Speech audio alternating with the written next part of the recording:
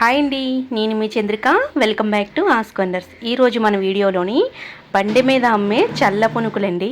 సాయంత్రం పూట వేడివేడిగా తినాలనిపించినప్పుడు ఇలా చల్ల పునుకులు ఇంట్లో ఈజీగా ఇలా తయారు చేసుకోండి. పిల్లలు ఎంతో ఇష్టంగా తింటారు. వాళ్ళ స్కూల్ నుంచి రాగానే సింపుల్గా మనం ఇంట్లోనే రెడీ చేసి పెట్టచ్చు. దానికి కావలసిన పదార్థాలు: 1 కప్పు వరకు మైదాని తీసుకోండి. 150 గ్రాముల వరకు ఉంటుంది మైదా. అలాగే 3/4 కప్పు వరకు పెరుగు తీసుకోండి. పెరుగు తీసుకున్నాక ఇడ్లీ రుబ్బును కూడా మనం 1 కప్పు అయితే వేసుకోండి.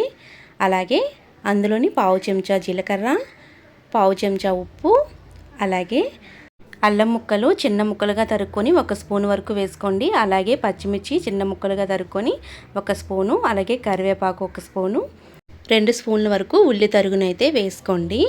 వేసుకున్నాక బాగా ఈ మిశ్రమం అంతా బాగా కలుపుకోవాలి.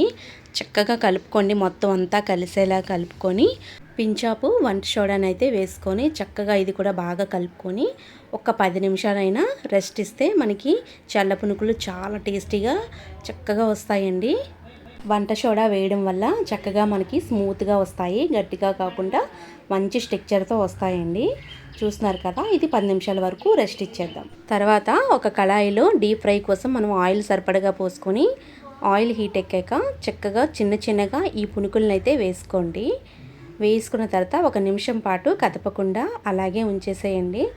1 నిమిషం తర్వాత మంచిగా కలర్ వచ్చేంత వరకు టర్న్ చేసుకుంటే మనకి ఈ చల్ల పునుకులు చాలా టేస్టీగా ఉంటాయండి. చూస్తున్నారు కదా, మంచి గోల్డెన్ కలర్లో వచ్చేంత వరకు వేయించుకొని ప్లేట్లోకి తీసుకొని చక్కగా చట్నీ వేసుకొని తింటే చాలా బాగుంటుంది వేడివేడిగాన.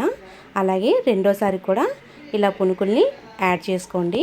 మిగతా పిండి కూడా ఇలా పునుకులు వేసేసుకొని మొత్తం ప్లేట్లోకి తీసేసుకొని చట్నీతోని ఉల్లిపాయలతోని నిమ్మరసం పిండుకొని ఇది చక్కగా తింటే చాలా బాగుంటుందండి.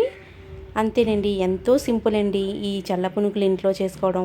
బయట కొనుక్కునే బదులు ఇంట్లో ఇలా సింపుల్గా చేసుకుంటే అందరూ ఇష్టంగా తింటారండి. చూస్తున్నారు కదా, నేను చెప్పిన కొలతలతో చక్కగా ఇంట్లో చేసేసేయండి. మీ ఇంట్లో వాళ్ళందరూ కూడా నోరూరుతూ చక్కగా తినేస్తారు ఈవినింగ్ స్నాక్ టైం.